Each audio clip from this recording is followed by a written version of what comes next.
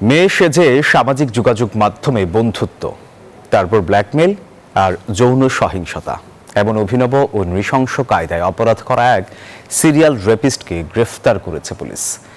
Police জানায় গত এক মাসে ১৩টি ঘটনার কথা স্বীকার করেছে রাব্বি। তার বিরুদ্ধে ৩টি মামলা ও ৩টি অভিযোগ রয়েছে। নিজের স্ত্রীকে একই কৌশলে প্রতারণার মাধ্যমে বিয়ে করেছিল সে। বিস্তারিত রিপোর্টে। চেহারায় সাধারণ, কথাবার্তায় স্বাভাবিক, কিন্তু আড়ালে ছিল ভয়ঙ্কর এক প্রতারক ও সিরিয়াল র্যাপিস্টের মুখোশ।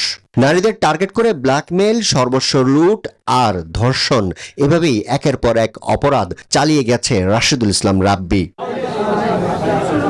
সংবাদ সম্মেলনে পুলিশ জানায়, জিজ্ঞাসাবাদে গত ১.৫ মাসে অন্তত ১৩ জন নারীকে ব্ল্যাকমেলের কথা স্বীকার করেছে রাব্বি। একটার পর একটা টোটাল এ পর্যন্ত 10টা অভিযোগ পাইছে।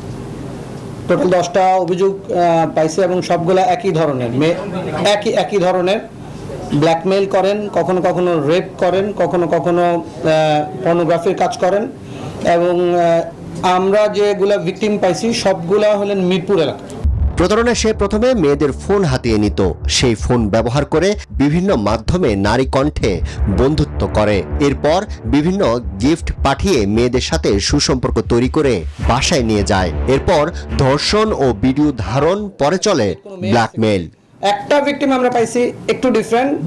ওকে মামাতো ভাই বা ফুফাতো ভাই বলে নাই, ওকে বলছে যে আমার বাড়িওয়ালার ছেলে তোমারে পছন্দ করছে, তোমাকে বিয়ে করবে। তো নিজেই আবার বাড়িওয়ালার ছেলে সেজে ভিডিও কলে কথা বলছে।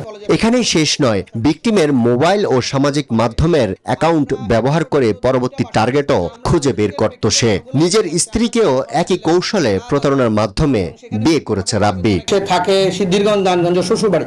এবং আরো ইন্টারেস্টিং হলো, যাকে বিয়ে করছে তাকেও সে সেম ভাবে ট্র্যাপে ফেলে বিয়ে করছে।